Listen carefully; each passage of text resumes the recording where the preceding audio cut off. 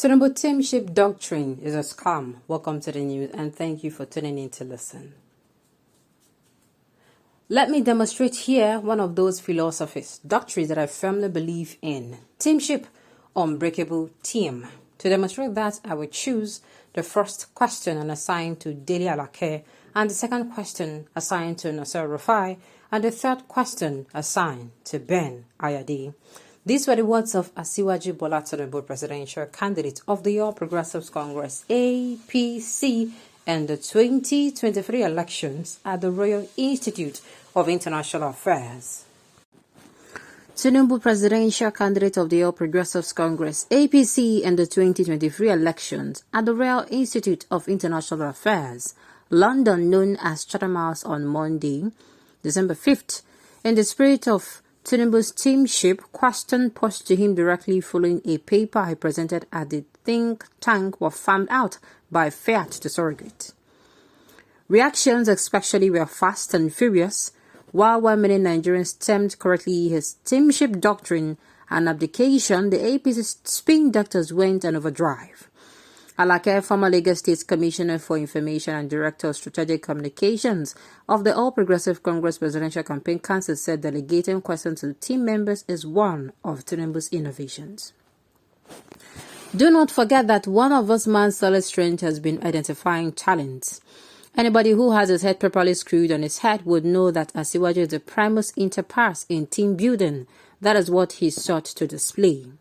Dr. Joseph Ono, the South spokesman of the Tinubu Presidential Campaign Council, said by assigning questions to subordinate, Tinubu simply employed creative license to empower his team. The All Progressive Congress spin doctors are being economical with the truth by outsourcing questions which were posed to him directly. Tinubu was only being too clever by half. That was the height of disingenuousness.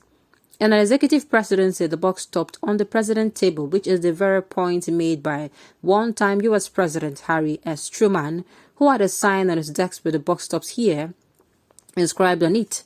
So, even in the unlikely event that Tinubu is elected president, he has to engage with Nigerians. But he is not the president. He is only seeking to be hired by Nigerians to do the job. Electioneering is the tantamount to going for a job interview, which is why campaigns are conducted to have a free and open discussion about who is a better representative and in turn, which party will make a better government. No one goes for a job interview and assigns questions posed to him to ascertain his suitability to surrogate. Nigerians are seeking for a president. Tinubu happens to be one of the 18 people who applied for the job. To enable them make an informed choice on February 25th, 2023, Nigerians are asking the applicants relevant questions. It is simply fraudulent for any of the candidates to draft people who have not applied for the job to answer questions on his behalf. So, Tinubu's Teamship doctrine is a scam. Assembling a competent team when you are elected president to help you run the government is a different ball game from farming out questions meant to help the electorates make up their minds on your suitability for this job to surrogate. But most importantly, the biggest controversy that has dodged Tinubu's application is a perceived cognitive impairment which has become more pronounced on the hustings. The verbal miscues, paraprasics, and slip-ups, indicative of memory lapses, are embarrassing. And they are more pronounced when he is engaged in extensive interaction with the public, which explains why he has refused to engage in any of the interviews or debates where questions that would tax his cognitive ability were posed. And that exactly is what Tinubu Teamship doctrine is about, an artful scheme to shield them from interrogation. But Nigerians must not allow the All Progressive Congress presidential candidate to dictate the terms of the 2023 polls by letting the promoters of his candidacy to forcefully ram down a fraught ad hominem argument that defy logic. How can anyone claim, as they are doing, that it is preposterous for Nigerians to know about the man who has applied to be the president?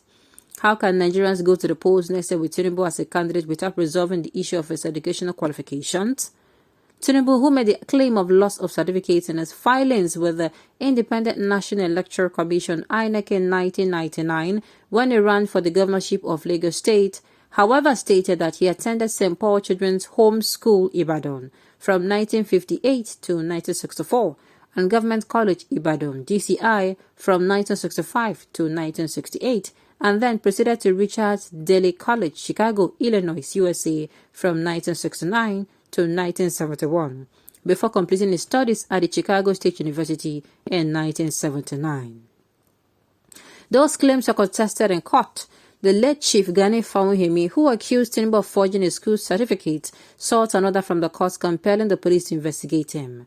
The court ruled that because Tinubu enjoyed immunity at that time, only the Lagos State House of Assembly could investigate him.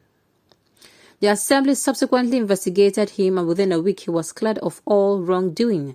But not satisfied, the incumbent Minister of State for Labour and Employment, who is now the spokesman for the Tinubu campaign organization, Mr. Festus Kanyamo, in 1999 sued the Lagos State House of Assembly for clearing Tinubu of allegations of certificate forgery and perjury.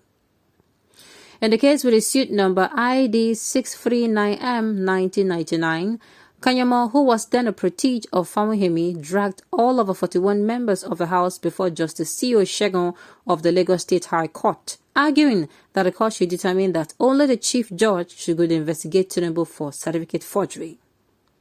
To sidestep that controversy, when Tinubu decided to run for presidency, he left the spaces for primary and secondary school education blank in the INEC forms. And guess what? Kanyamo, in a vote for say, is now claiming that Tinubu is one of the great men who read and passed the examinations from home. Tinubu's minions think that the issues of character and credibility do not matter, but they are dead wrong. Nigerians deserve to know who their president is. Again, in his 8-minute interview with BBC's Africa Peter Kwoche, after the Chatham House farce, Tinubu doubled down on his architect of modern Lagos claim. Asked why Nigerians should expect anything different from him, he quipped, "Because I am different. I am Bola Tinubu Ahmed. I have governed Lagos. I built a modern state that it could be a country on its own. I have led an administration that is so prudent, from 600 million internally generated revenue to 5 billion naira a month." That is a record. Nobody else can brag about that. I have treated and tamed the Atlantic Ocean surge on Nigeria that would have perished many people in Lagos. The infrastructural renewal of Lagos is excellent. I have continuity in Lagos. Buhari has done his best. I cannot run away from him being my friend, my leader in the party. I will not. Two things need to be said here. The 2023 election is a referendum on the 8-year stewardship of the Buhari-led APC government, and Tinubu cannot shy away from that fact. Second, while no one can deny that Tinubu contributed his quota to the development of Lagos State, it is fraudulent to bestow him with the architect of modern Lagos insignia. So for those who are busy saying it is teamwork, no be any teamwork, it does not count here. Alright, on this note, we have come to the end of the news. We say thank you for turning in to listen. Until I come your way next time, enjoy the rest of your day.